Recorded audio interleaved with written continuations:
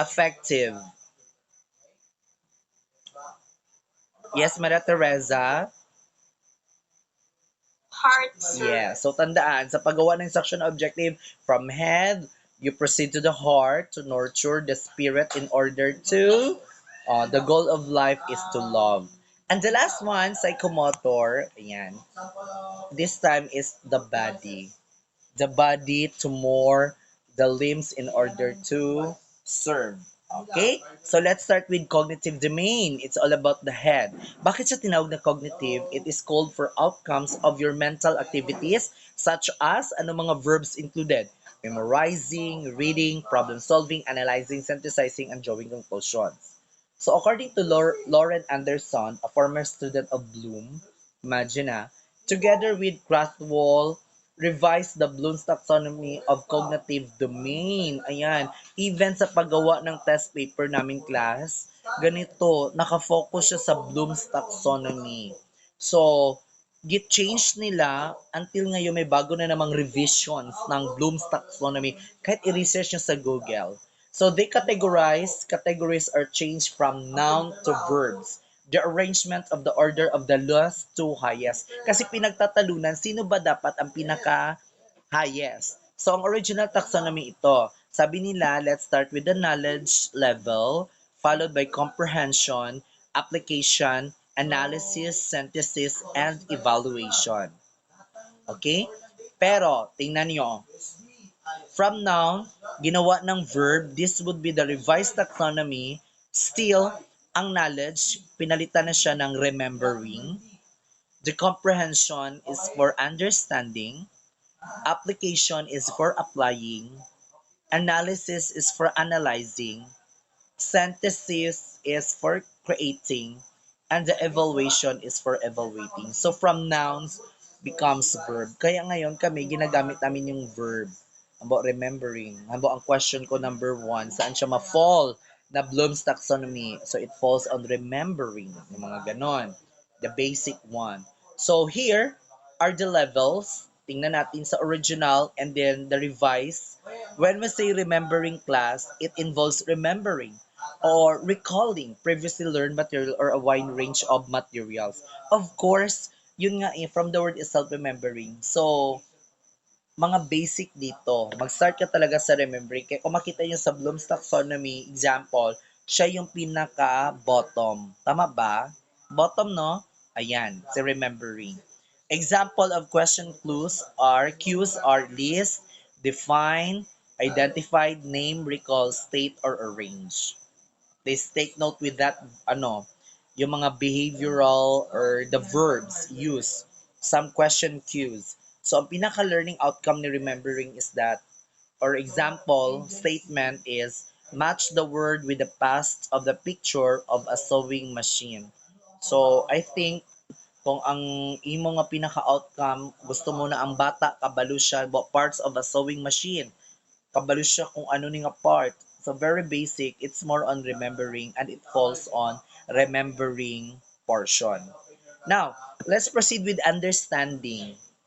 Kanina, ang original nitong understanding is comprehension. This time, this is the ability of the pupils or students to grasp the meaning of material by translating material from one form to another or by interpreting material. So, ang mga verb na pwedeng gamitin, describe, interpret, classify, differentiate, explain, and translate. So, example, kung i-apply mo na sa klase, explain in one's own words the stages in the life cycle of a butterfly. So, hindi na siya ma-fall sa remembering. Kasi wala man siya sang i-remember. I mean, hindi na siya kailangang mag-recall. Dito, may ability na ang bata to explain the words in the stages of a life cycle of a butterfly. Alam niyo ba ang life cycle of a butterfly, class? Sige nga. Sample daw, if you can explain. Yes, Joseph. Can you explain? Tingnan natin kung you can understand. Joseph, nakataas ka ng kamay. Estrada. Joseph Estrada. Sinong Joseph ito? Kanang gayoning. Joseph. Sige nga, explain to us Your own words, the stages of the life cycle. Sinong Joseph ni man? Hello, Joseph?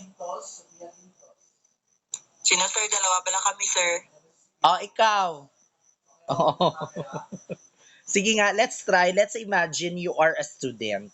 And I want you to, my objective, instructional objective is, nandito tayo sa understanding. Sige nga, you can explain, please explain one's own words, the stages of the life cycle of a butterfly. Go.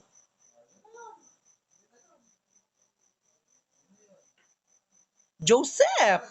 Nagatanaw ka lang. Wait lang, sir. Ano. Okay, go. Sir, it starts with, sir, with egg. Tapos, pag buka na sa egg, ang muna na siya naging caterpillar na siya. Then, May, after yes, continue. So, so after na siya mag-caterpillar, sir, for how many weeks? Hindi ko sure kung pila ka weeks. Maging, na siya, sir, mag-amat-amat na siya mag-imo sang iyang pupa. Okay. And then, after niya mag-imo sang pupa, so stay na siya sa pupa niya for how many weeks naman or months ba na, hindi ko sure.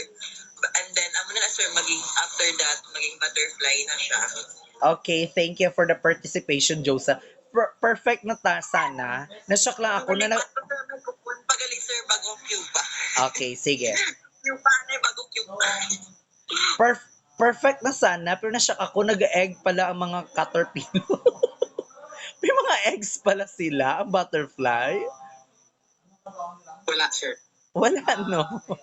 Oh, yes. Ay, alam ko. Oo. Wala man sila mga eggs. Oo. So, dapat, let's change the term. I think it's not parang egg siya, pero, egg ba yun? Okay, sige. Imagine kung na-fall lang yan siya sa remembering, it should be very basic. Pero tingnan nyo, ang isang estudyante, they can explain. So, medyo mas taas-taas siya na level compared to remembering si understanding. Next, the third one is applying. It's more on application. The ability to use learned material in new and concrete situation. This one, yung magamit natin dito is apply, demonstrate, solve, interpret, use, and experiment. So, example, use a mathematical formula to solve an algebra problem. Do you think kung wala siyang knowledge about mathematical formula, kaya niyang mag-solve? No, sir. Sino yung sabi ng no? Henny, can you give me an example of a mathematical formula? May different mathematical formula tayo, no? Yes, sir. Yes. Yes, sir. Okay, so dapat anong gagawin ni estudyante para makasolve siya? Dapat, he should know the formula. Yes, familiarize the formula, of course. So with that, knowing the formula, kailangan niya i-apply. Kasi hindi yung alam na mag-apply na. Nangagid siya sa objective ni... Without the formula, sir. Yes, correct. Next, next one is analyzing. This time, it's the ability to break down material into its components so that the whole structure is understood. So, from applying, this time, mag-a-analyze na yung bata. Analyze, separate, explain, examine, discriminate, and infer. Example, objective ni teacher. Examine the statistical tools needed in testing the difference between two means. Medyo mahirap-hirap ang objective ni teacher. Sige nga, mga mathematics major, who can explain ano yung objective ni teacher? The students will going to examine the statistical tools needed in testing the difference between two means. Marami ka din kasing statistical tools, di ba? Tama? Parang ano ito? Statistics and probability Yes, na lesson. Yes, sir. Yes, Miko. Sa niya, sir, is mag-identify ka, sir. Ang kinamingan na, sir, mag-identify ka sang statistical tool, sir, nga makadetermine, sir, between the two sir? Difference, yes, between two means. Correct. Ano yung mga example ng mga statistical tools natin? We have person R, ANOVA, Oh, T-test, T-test, ANOVA, Z-test, ANOVA, ANOVA. ano ba do statistician man ko, no? ANOVA, kasi ANOVA may two-way, one-way, ANACOVA, ano pa, chi-square, o di ba? Do pa bright ako. Imagine if the student cannot understand those statistical tools, hindi siya maka-examine. No, medyo dapat mataas-taas na dito na level. Grabe na objective ni teacher ba? Nasa analyzing na. Next, another one is creating. No, it's the ability to put parts together to form a new whole. Integrate, plan, generalize, propose, construct, or design. Example objective. Compare and contrast the two types of error. Wow! Sige nga, mathematics major.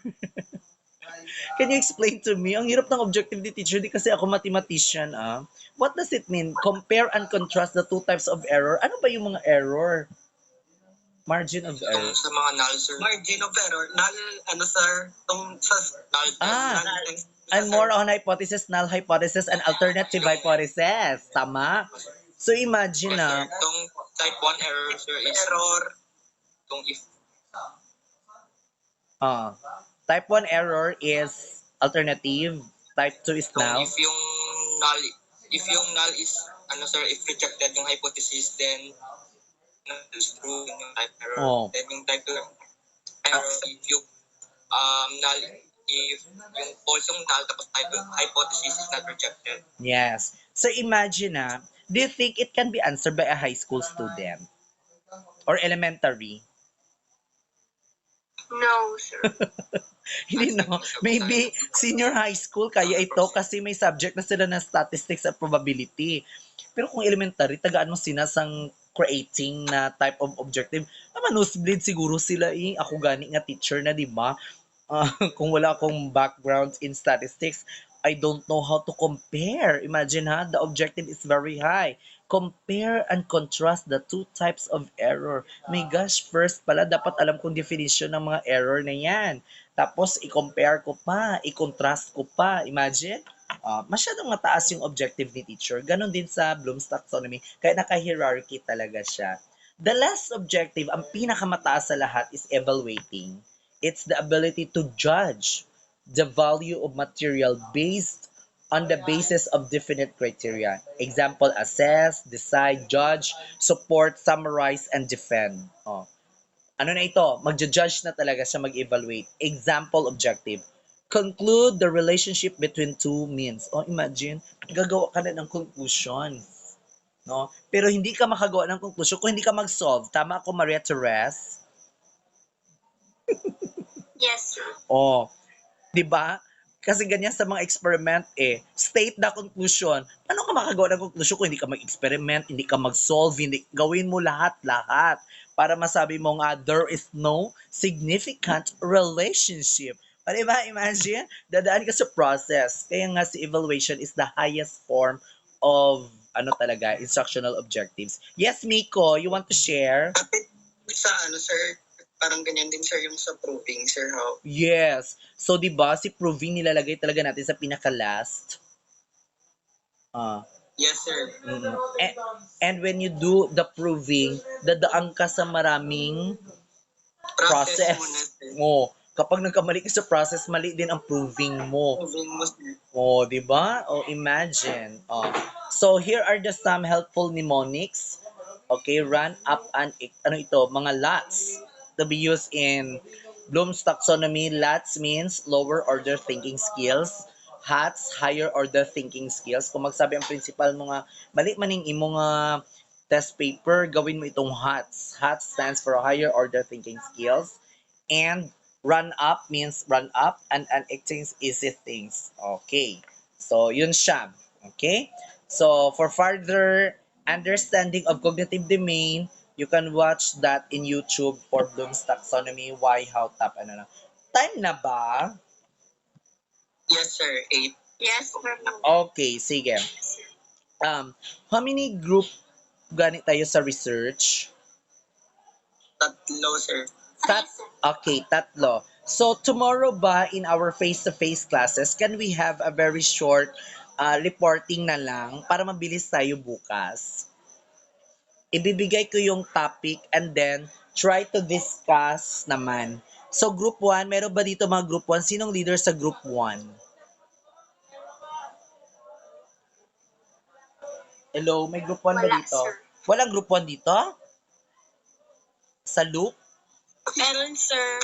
Sino yung nagsabing meron? Meron kami group 1. Okay, group 1, please discuss psychomotor domain of Bloom's taxonomy. Ha? Sa inyo ito. Okay? Na-note Sa na? group 1, sir, discuss lang, sir. Yes, the psychomotor domain. Nakuha na group 1?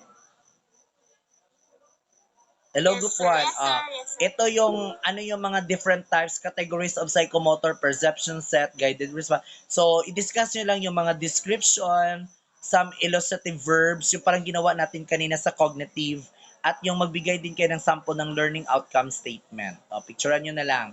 For group 2, affective naman. Sana mga group 2 dito? Raise your hand. Sino mga group 2 dito? May group 2 ba? Yes. Jade Research, sir. and Malayon. Oo, sa research. Kayo, yun na lang din ang group nyo sa assessment. Kayo na-assign sa affective domain. Please discuss affective domain, categories, description, some illustrative verbs, and the learning outcomes. Nakuha na? Yes, sir. Okay, good. And for the last group, wala akong ibang assignment, yun lang. Mag-present lang kayo tomorrow kasi ilagay ko na sa Scology ang mga gagawin nyo. Okay? And the last group, group 3. Sino mga group 3 dito? Ayan. Carl J. La Rosa, Ayan Chris Loco Agor. Kayo ba? Please take note, ang sa inyo naman na i-report is about types of assessment methods and tools. Okay, na-note na? Please say yes. Yes, sir. Okay, identify the different assessment methods and tools. Also, you can match learning outcomes with appropriate assessment methods and tools. Okay, yung example na mga mga multiple choice, matching type, true or false, rearrangement, analogy. Yan lang ang content ng inyong report kasi it's more on type of assessment. Ano yung mga estudihan tanaw ano ang mga klase sa paggawa ng mga test paper. Okay? So that's all for tonight.